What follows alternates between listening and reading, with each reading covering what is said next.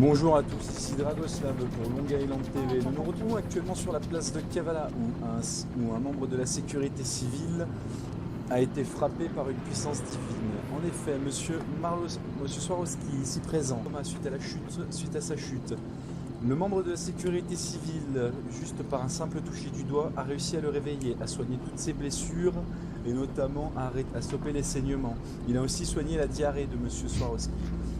Nous sommes en direct donc du coup avec la sécurité civile. Monsieur, une réaction par votre pouvoir Non, mais écoutez, moi, vous savez, hein, on peut voir les choses différemment, hein, que certains prennent la morphine comme une action divine, très bien à eux, hein, puis je pense que c'est pas une raison pour faire l'apologie, voilà, des fake meds que sont la vodka, que sont la bière. Je pense qu'il faut rester tout de même serein avec les gens qui vraiment des problèmes, n'espèrent pas une action divine et viennent nous voir et sachent ce qu'est, voilà. Sache se prendre en main sans penser qu'une action divine les sauvera. Moi c'est un peu ça qui me dérange voilà, dans notre question, c'est que on pourrait penser que c'est une action divine. La morphine n'est pas une action divine. Vous parlez beaucoup trop. Donc du coup, votre pouvoir c'est la morphine. Et bien sûr que oui, monsieur. Non, il n'y a pas de secret. Hein, Donc pour vous, la drogue est une forme de pouvoir. C'est pas une forme de pouvoir, disons que c'est voilà, on arrive à la légalisation de toutes les drogues sur l'île. Ouais. Écoutez, ça monsieur, bon voilà, moi je suis médecin, je suis pas un politique, hein, ça faudrait demander à Malcolm. Je pense qu'en tant que médecin, vous êtes extrêmement bien placé pour dire qu'il faut légaliser toutes les drogues, monsieur. Il faut un avis. Vous venez de dire que grâce à la morphine, vous venez de sauver un homme. La morphine étant une drogue, on peut donc en déduire qu'avec toutes les drogues, on peut sauver quelqu'un. Là, monsieur, je suis désolé, je suis obligé de couper. La morphine n'est pas une drogue. La morphine, c'est une drogue quand elle est utilisée abondamment. La morphine est un médicament. D'accord. Donc, ce qui veut dire que le cannabis utilisé sous forme médicale peut rester un médicament. À partir de 200. Nous, au jour le jour, on n'utilise pas du cannabis. On n'utilise pas du cannabis dans nos traitements. Les recherches ne sont pas encore complètes. Pourquoi utilisez-vous la morphine alors?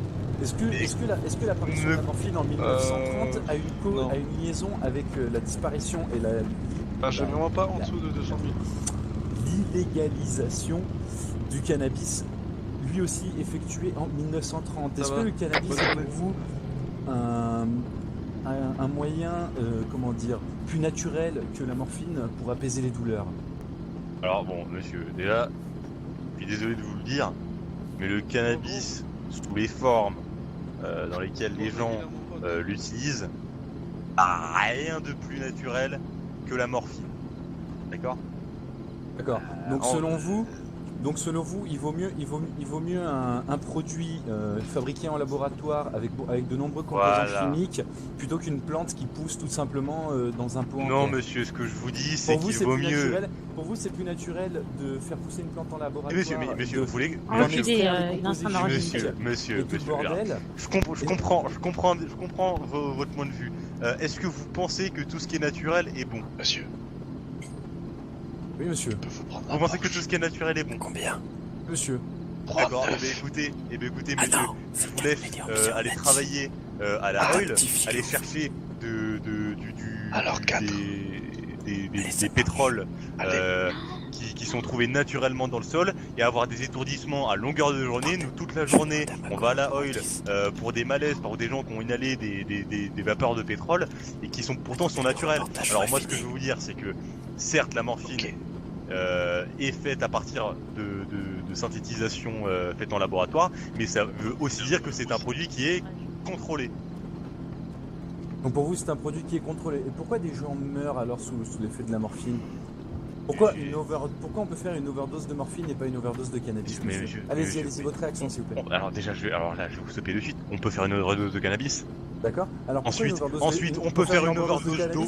On peut faire une overdose. Il faut consommer autant de cannabis égal à notre poids, tandis que la morphine, quelques milligrammes suffisent pour nous tuer.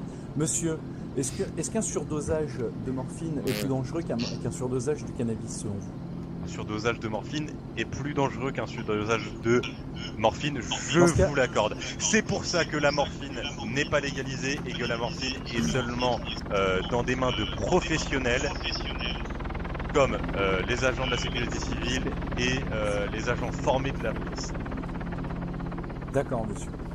C'est sur ces belles paroles que nous allons couper court à cette interview. Alors, j'aimerais dire un mot, n'oubliez pas, ne prenez pas de morphine et fumez beaucoup de joints. C'était Dragoslav pour Long Island TV. Et où ma thune?